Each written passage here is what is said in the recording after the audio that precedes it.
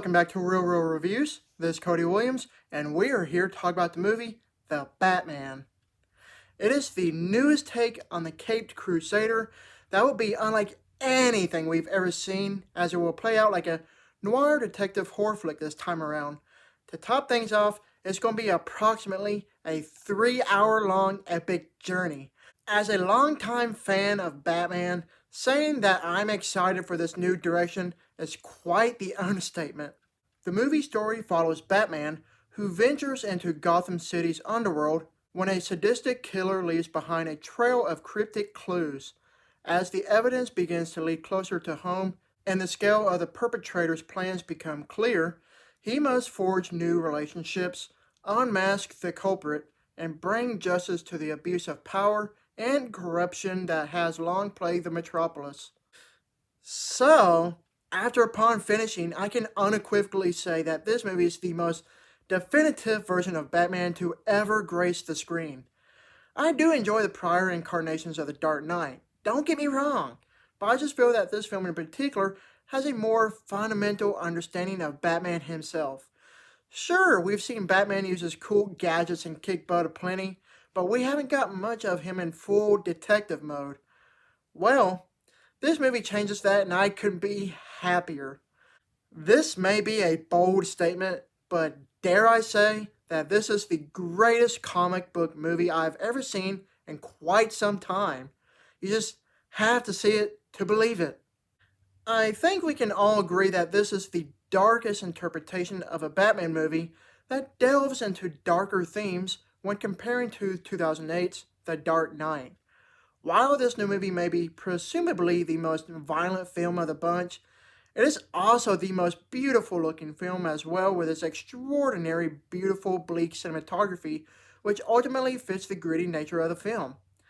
Even though this is a Batman movie, it is also a full-on detective flick that is wholeheartedly reminiscent of David Fincher's Seven.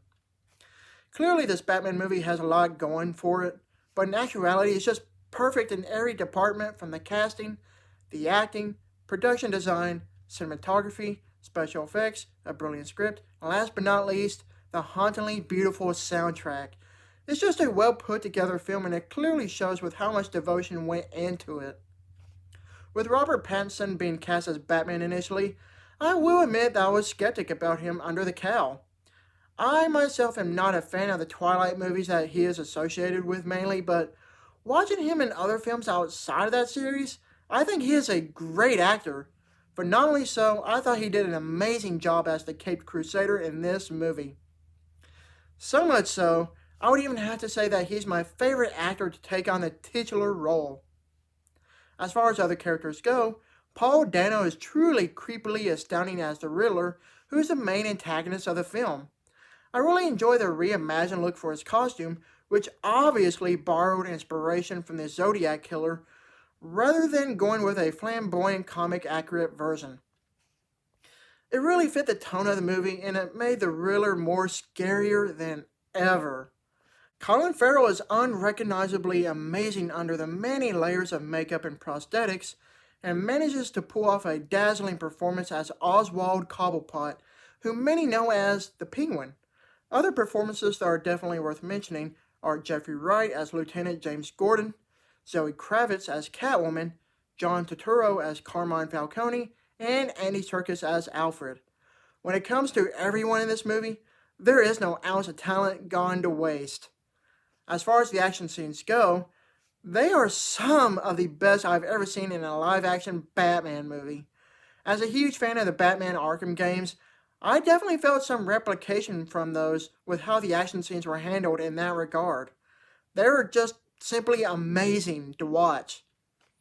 When it comes to the runtime being approximately 3 hours long, it may seem daunting at first, but in all honesty, I felt like that was the quickest 3 hours I've ever experienced because I was so transfixed with the movie. There's a lot going on in this film, so there's a lot of ground to cover. It's definitely worth noting that this is not an origin story for Batman, since this movie takes place in his second year as the Dark Knight, while he gains his footing. However, I would say that this is an origin story for some of the villains. In my humble opinion, I saw absolutely nothing wrong with this movie whatsoever.